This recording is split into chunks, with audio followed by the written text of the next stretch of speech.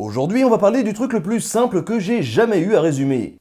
J'aurais bien aimé commencer mon émission comme ça. Mais non. Aujourd'hui, on va parler du truc qui a failli me faire perdre les cheveux et la barbe, la mythologie égyptienne.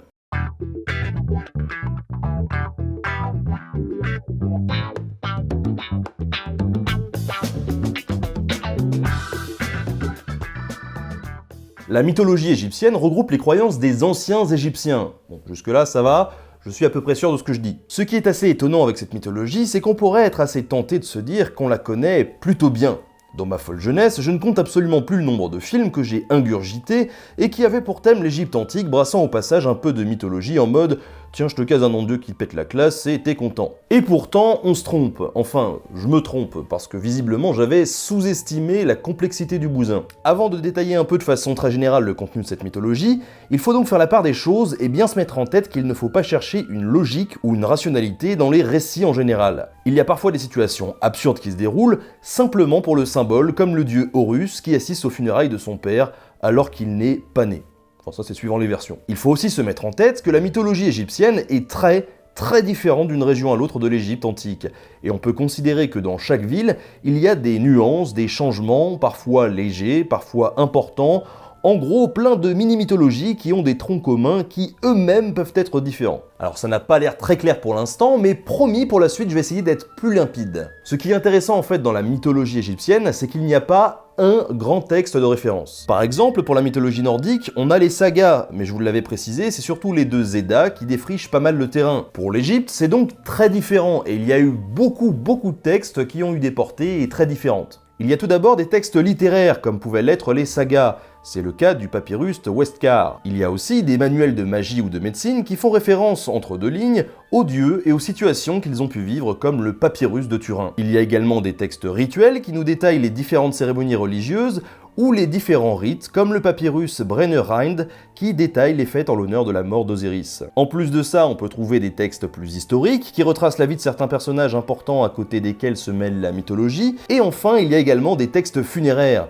qui nous renseignent sur les pratiques des Égyptiens au moment de la mort, et donc à toute la préparation que ça demande en fonction de ce qui les attend après le trépas. On a aussi d'autres sources écrites qui viennent d'autres civilisations, comme les Grecs par exemple, avec plusieurs récits d'Hérodote ou de Plutarque, qui ont relayé des informations et des croyances pour que tout ça ne soit pas perdu. On a donc tout un ensemble de textes qu'il faut étudier et recouper pour tirer des informations, ce qu'on sait très bien faire depuis 1821-1822 grâce à Champollion qui a réussi à décrypter les hiéroglyphes, mais pas que. Puisqu'une grosse partie des sources utilisées pour comprendre cette mythologie égyptienne, c'est aussi les monuments, les bas-reliefs, les peintures et plein d'autres trucs qui relèvent principalement de l'archéologie. On imagine donc assez facilement le fourre-tout que ça peut représenter et la difficulté de compiler toutes les informations.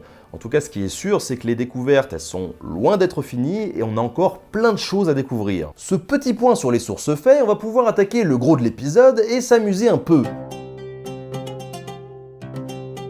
Nous l'avons dit, donc c'est un peu le bazar quand il s'agit de tirer un peu au clair cette mythologie égyptienne, pour la simple et bonne raison qu'il y a énormément de versions. Pour la cosmogonie, la manière dont s'est formé l'univers, c'est un peu la même chose, mais il y a des points communs. Par exemple, à l'origine, il y avait un océan primordial qui recouvrait tout et que l'on nommait le Noun. Tous les mythes s'accordent aussi sur le fait qu'il y a un dieu à l'origine de tout ça, mais ce dieu-là, il est différent en fonction des époques et des régions. Bref, j'ai choisi de vous parler de la cosmogonie la plus répandue, l'héliopolitaine. Mais gardez à l'esprit qu'il existe d'autres alternatives à cette histoire. De cet océan, représentant sans aucun doute le Nil, une grosse butte de terre émerge et le premier des dieux, Atum, se donne lui-même naissance. Commencez pas à chercher, je vous ai dit qu'il n'y a pas de logique. Ce premier des dieux, il représente le soleil et il est parfois assimilé à Ra ou Ré, et ça doit sans doute plus vous parler. De la semence d'Atum, qui devait être bien seul, naît alors un dieu et une déesse, respectivement Shu, le dieu de l'air, et Tefnut, la déesse de l'humidité. Ces deux derniers partent découvrir le monde ensemble, et Atum, qui pense les avoir perdus, se met alors à pleurer sa maman. Ou pas, puisqu'il en avait pas. Bref, il pleure, et de ses larmes naissent les hommes. Comme ça au moins c'est déjà fait. Les deux enfants d'Atum, qui n'étaient donc pas perdus, s'unissent alors ensemble pour donner la vie à la terre, incarnée par le dieu Geb, et au ciel par la déesse Nut. Et encore une fois, malgré le fait qu'ils soient frères et sœurs, c'est un peu la fête du slip. Du coup, un amour incroyable jaillit et unit Geb et Nut. Un amour tellement fort qu'Atum, jaloux d'une telle relation, ordonne à Chou, le dieu de l'air, de les séparer. Malgré ça, les amoureux auront le temps de copuler pour donner naissance à 4 autres dieux, Osiris, Isis, Nephthys et Seth. Parfois, on incruse dans cette fratrie Horus, qui selon d'autres mythes que l'on va aborder après, est plutôt le descendant d'Osiris et d'Isis. Voilà. On n'en connaît pas beaucoup plus sur la création du monde, mais au moins, on a identifié les principaux dieux du panthéon égyptien. Atum, Chou, Tefnut, Geb, Nut, Osiris, Nephthys, Isis, Seth et Horus. D'autres bien sûr font leur apparition par la suite, et certains deviennent même plus connus que certains des dieux que je viens de vous présenter. Je viens de vous présenter les dieux principaux de la mythologie héliopolitaine.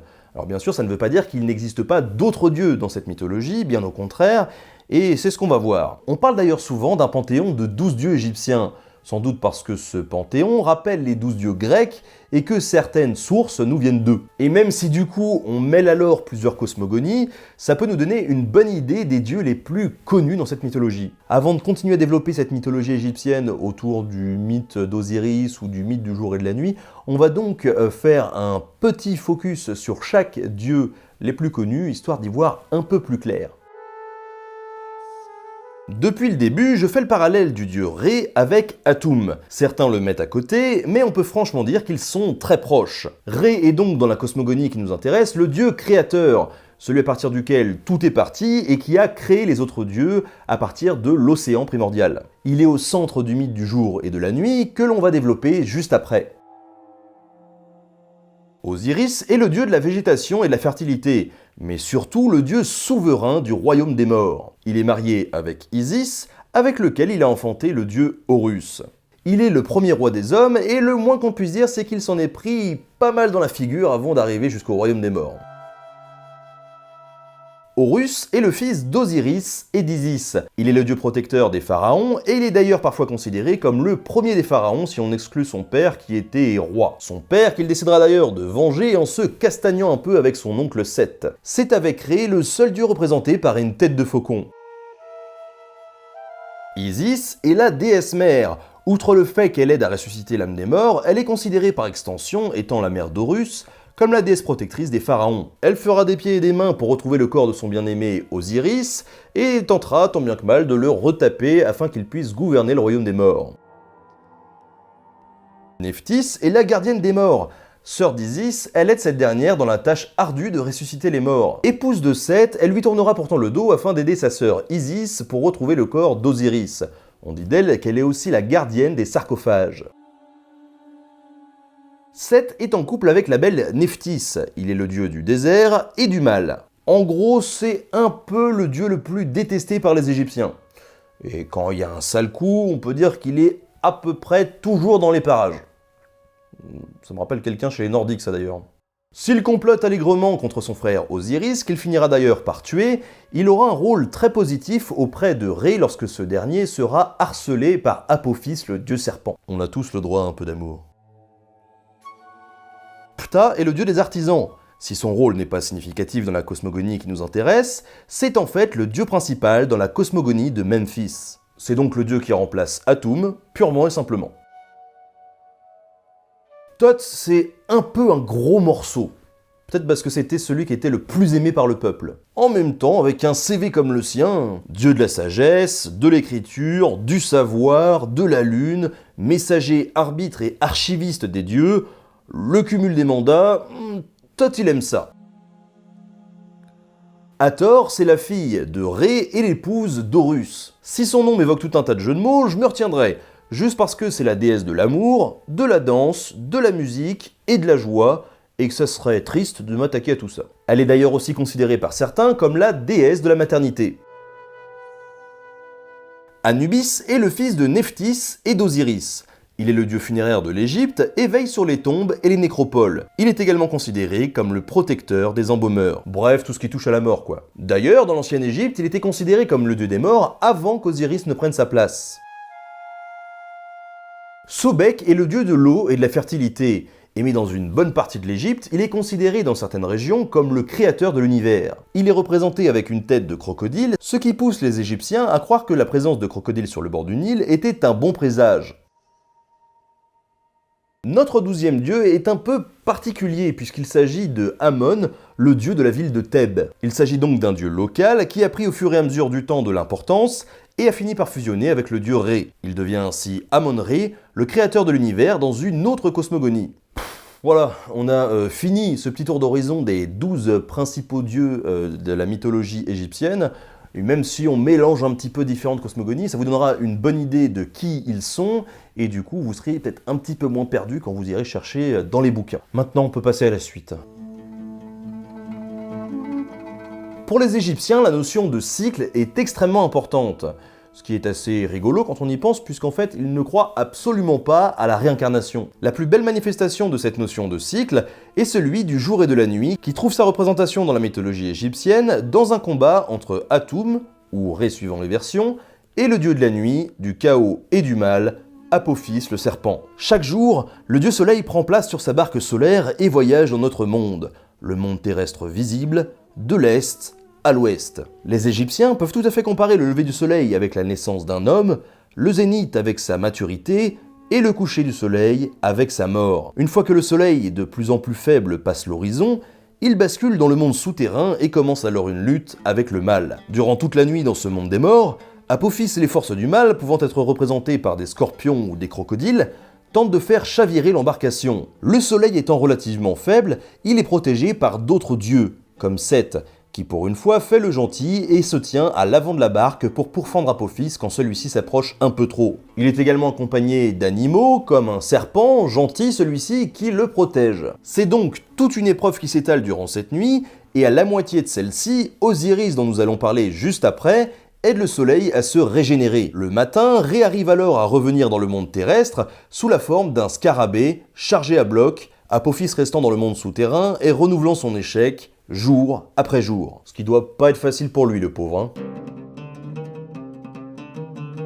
Osiris est le tout premier roi ou pharaon de l'Égypte. Avec l'aide de sa femme et du dieu Thoth, il réunit des tribus nomades d'Égypte et leur enseigne l'agriculture et l'écriture. Son royaume est prospère et sa sagesse est reconnue de tous. C'est un peu le monde des bisounours. Mais son frère, le dieu Seth, jalouse son succès et il décide de mettre en place un stratagème afin de le faire disparaître. Seth organise un énorme banquet où il invite entre autres Osiris. Lors de l'événement, il présente un magnifique sarcophage et promet de l'offrir au dieu qui rentre parfaitement à l'intérieur. Trouvant tout ça amusant, Osiris tente alors sa chance.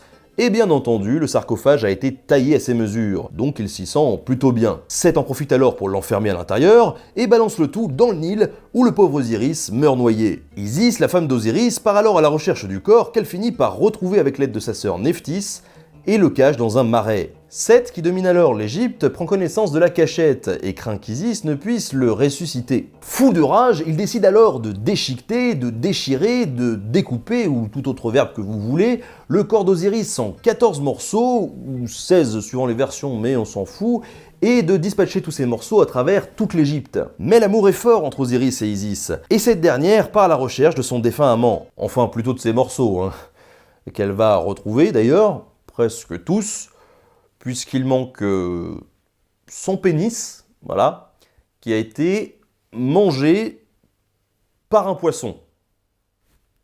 Normal. Bref, avec l'aide d'Anubis, elle arrive à lui redonner vie, et je ne sais pas trop comment, elle use de ses pouvoirs pour lui redonner un peu de virilité, afin qu'il se reproduise pour donner naissance à Horus. Suite à cet épisode, Osiris devient le souverain incontesté du royaume des morts, et Horus grandit caché dans les marais, à l'abri de la fureur de son oncle. Une fois arrivé à l'âge adulte, il revendique le trône du royaume d'Égypte devant les autres dieux, mais aucun consensus n'est trouvé. S'entame alors un combat relativement violent entre Horus et Seth, dans lequel Horus perd un œil et Seth perd ses balls, ses testicules. Non mais sans déconner quoi, pourquoi est-ce qu'il visait toujours cette région? Bref, Horus a quand même le dessus, s'apprête à tuer son oncle, mais Isis est pris d'un élan de pitié pour son frère et demande à Horus de l'épargner. Naturellement, Horus n'en a rien à faire et le comportement de sa mère l'exaspère un peu. Du coup, il fait ce que chacun d'entre nous aurait fait dans une telle situation. Il coupe la tête d'Isis, sa propre mère.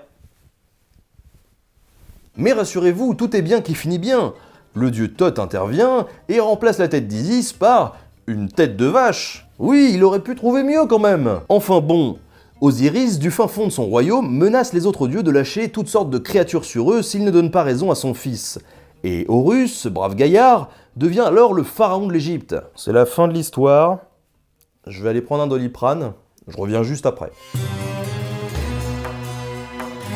Dans l'Égypte antique, la mort était omniprésente dans la vie des Égyptiens. Attention, ça ne veut pas dire que c'était un peuple de dépressifs ou de résignés, ou même de fanatiques, loin de là. En fait, la vie elle-même n'est qu'une préparation à la mort qui les mènera ensuite à la vie éternelle. C'est entre autres pour ça que des moyens sont investis dans les temples et les lieux de rite, construits en dur, alors que les habitations de la population sont elles-mêmes plus précaires. Si cette vie éternelle est dans un premier temps réservée aux pharaons, on s'aperçoit assez rapidement que chaque homme y a le droit, ce qui motive d'autant plus la pratique et le respect des traditions. Tout comme les cosmogonies, il existe plusieurs versions de ce qui se passe après la mort. Toutes cependant convergent vers des points communs. Le défunt doit se confronter à une épreuve qui détermine s'il est apte ou non à rejoindre le royaume des morts. Un endroit fabuleux où il fait bon vivre. Certains écrits font part d'un combat que le défunt doit mener contre les forces du mal, d'autres contre le grand Seth lui-même. Mais la version la plus connue qui nous est parvenue est sans aucun doute celle du jugement de l'âme et de la pesée du cœur. Mais ne nous précipitons pas puisqu'il faut pouvoir y accéder à ce jugement et il y a des prérequis. Et là, il n'y a pas 50 000 moyens. Pour les Égyptiens, un individu est composé de plusieurs forces qui composent son être et sa personnalité. Sans rentrer dans les détails techniques, nous pouvons citer les deux principaux, le Djet et le Ka. Le Djet correspond au corps, à l'enveloppe charnelle. Et le Ka évoque l'âme, plus durable. Au moment de la mort, il faut donc séparer le Djet et le Ka pour que l'âme puisse s'élever et accéder au jugement d'Osiris. Le corps du défunt doit impérativement avoir une tombe à son nom. C'est déjà le premier point. Et dans de nombreuses autres sources, il doit en toute logique être embaumé. Cet acte représentant la renaissance d'Osiris et permettant à Isis de ressusciter l'âme afin d'accéder au royaume des morts. Si ces prérequis ne sont pas respectés, l'âme reste bloquée dans son corps pour l'éternité. Tout simplement. Bon, après, il faut être réaliste, Il y avait des gens qui avaient des moyens et d'autres pas. On peut donc considérer qu'il y avait plusieurs échelons et degrés de tolérance, car l'embaumement d'un pharaon n'était pas comparable à celui d'un paysan, autant en termes de prix que de qualité. Quoi qu'il en soit, et à condition que sa tombe soit régulièrement garnie d'offrandes, le défunt préparé peut enfin quitter son Djet, son corps, et se diriger vers le jugement et la pesée du cœur. Dans la mythologie égyptienne, le cœur représente l'âme du défunt. Il est donc logique de l'examiner pour savoir si le défunt a vécu une vie exemplaire ou non. Ce jugement est présidé par Osiris, accompagné de plusieurs autres dieux tels qu'Isis, Nephthys et parfois d'autres dieux suivant les versions. Accompagné d'Anubis, le défunt, lui, se défend en plaçant son cœur sur une balance afin de juger sa vie terrestre et ses éventuels péchés. Une plume d'autruche est posée de l'autre côté et si le cœur est plus léger que la plume, le défunt est blanchi. Il peut accéder avec les honneurs au royaume des morts. En revanche, si celui-ci est plus lourd, c'est moins sympathique. Amémet, la grande dévoreuse, une créature à tête de crocodile, au corps de lion et au postérieur d'hippopotame, se charge d'engloutir l'âme avec le plus grand des appétits et puis c'est fini, plus rien. Todd vous tamponne le crâne avec un accès refusé et voilà, fallait être réglo à l'époque. Avant toute chose, il faut préciser que les dieux égyptiens sont à la fois très humains et très inaccessibles. Ils interagissent entre eux, ils boivent, ils mangent, ils s'aiment, ils se jalousent, ils se mettent leurs copains à dos, et pourtant, à l'inverse des dieux grecs, ils se mêlent très rarement à la population. S'ils sont au ciel ou dans le monde souterrain, ils sont aussi sur terre, mais à l'intérieur des temples et des statues, se nourrissant des offrandes des hommes. Tout comme les dieux nordiques, les dieux égyptiens sont mortels, nous l'avons vu.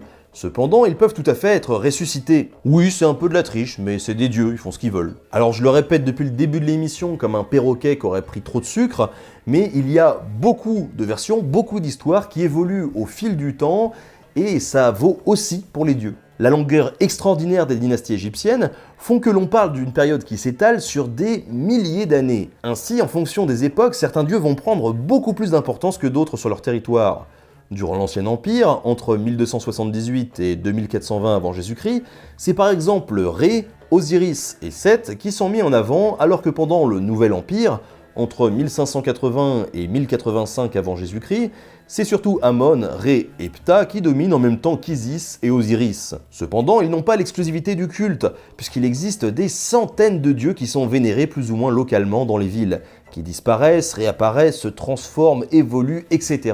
Certaines théories expliquent qu'il n'y a en fait que 3 dieux et que l'on donne des noms différents à beaucoup d'entités qui sont en fait les mêmes. Et si le polythéisme, le fait de croire en plusieurs dieux, domine très largement la culture égyptienne, on assiste même sous le règne du pharaon Akhenaton à une tentative de monothéisme forcé. Pendant tout son règne, il impose donc le culte du dieu solaire Aton, mais sa tentative disparaît avec lui. En gros, ça bouge encore et encore, mais la religion reste dans les mêmes eaux pendant près de 5000 ans. D'ailleurs, même si la représentation des dieux évolue aussi, en fait, ils restent pratiquement les mêmes. Ainsi, un même dieu peut d'abord être représenté sous forme animale, puis humaine, et enfin mixte entre humain et animal. Il peut aussi être représenté sous la forme d'un homme, puis d'une femme, et enfin, même si certains dieux ont des signes distinctifs comme des objets sur eux, eh bien les couronnes ou les coiffes qu'ils peuvent porter sur leur tête changent également suivant les représentations que l'on en fait. Bref, c'est pas facile tout ça.